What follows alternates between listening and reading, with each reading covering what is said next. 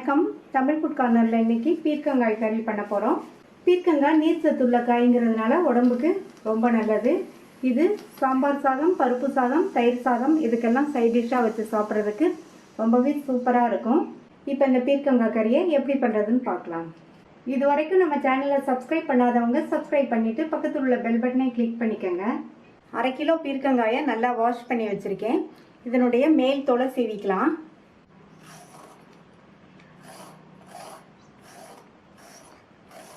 ரெண்டு பீர்க்கங்காயில் உள்ள மேல் தோல் சீவியாச்சு. இப்போ இதை கட் பண்ணிக்கலாம். இந்த பீர்க்கங்காயில் 2 சைடும் கட் பண்ணிக்கணும்.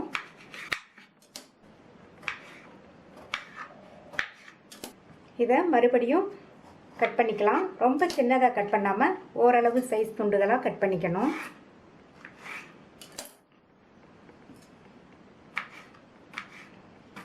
இந்த சைஸ்க்கு இதே மாதிரி எல்லாத்தையும் கட் பண்ணிக்கலாம். இந்த பேனில் 1 டேபிள் ஸ்பூன் எண்ணெய் சூடாயிடுச்சு. அதில் 1 டீஸ்பூன் கடுகு, 2 டீஸ்பூன் கடலைப்பருப்பு.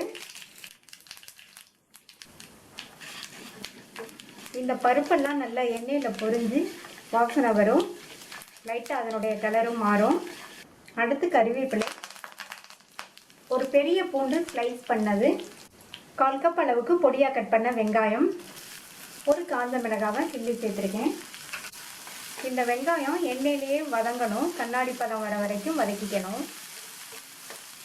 வெங்காயத்தை இந்த அளவுக்கு வதக்கிட்டு இது கூட 1/4 கப் அளவுக்கு பொடியாக கட் பண்ண தக்காளியும் சேர்த்து வதக்கிக்கலாம்.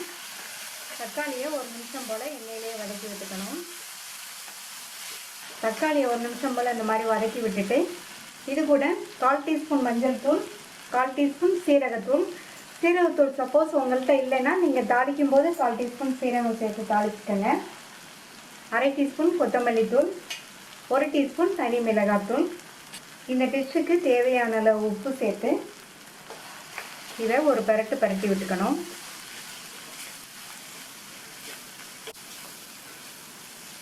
அடுத்து கட் பண்ணி வச்ச பீர்க்கங்காயை இது கூட சேர்த்துடலாம்.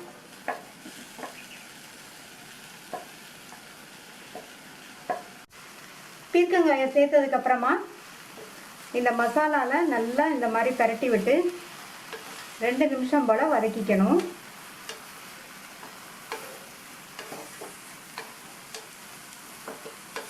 ஹை ஃப்ளேம்லேயே வச்சு பக்கத்துலேயே இருந்து இந்த மாதிரி வதக்கி விட்டுக்கோங்க. இப்போது பக்கத்துலேயே இருந்து 2 நிமிஷமாக வதக்கி விட்டு பீர்க்கங்காயும் ஓரளவு வெந்திருக்கு. பீர்க்கங்காயோட அளவும் குறைஞ்சிருக்கு. இப்போ இது கூட 1/2 கப் தண்ணி சேர்த்துக்கலாம்.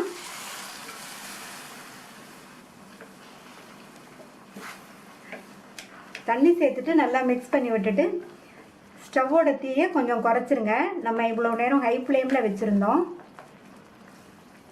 மூடி போட்டுடலாம். பீர்க்கங்காய் நல்லா சாஃப்டாக வெந்து வரட்டும். அப்பப்போ திறந்து பார்த்து செக் பண்ணிக்கணும். இப்போ 5 நிமிஷம் ஆச்சு. மசாலாவோடு சேர்ந்து பீர்க்கங்காய் நல்லா சாஃப்டாக வெந்துருச்சு. பீர்க்கங்காய் சாஃப்டான காய்ங்கிறதுனால வேகமாகவே வெந்துடும். இது கூட 2 டேபிள் ஸ்பூன் தேங்காய் துருவல் சேர்த்துக்கலாம். இந்த டிஷ்ஷுக்கு தேங்காய் துருவல் சேர்க்காமையே நல்லாயிருக்கும். சேர்த்தா இன்னுமே கூடுதல் சுவையாக இருக்கும். சப்போஸ் நீங்கள் தேங்காய் துருவல் சேர்க்கலைன்னா மிளகாத்தூள் சேர்க்கும்போது கொஞ்சம் குறைச்சி சேர்த்துக்கங்க. தேங்காய் துருவல் சேர்த்துட்டு நல்லா ஒரு தடவை மிக்ஸ் பண்ணி விட்டுட்டு இதில் பொடியாக கட் பண்ண கொத்தமல்லி இலைகளை சேர்த்துட்டு ஒரு தடவை மிக்ஸ் பண்ணி விட்டுட்டு ஸ்டவ் ஆஃப் பண்ணிடலாம். ரொம்ப சுவையான, ரொம்ப ஈஸியாக பண்ணக்கூடிய பீர்க்கங்காய் கறி ரெடி ஆயிடுச்சு.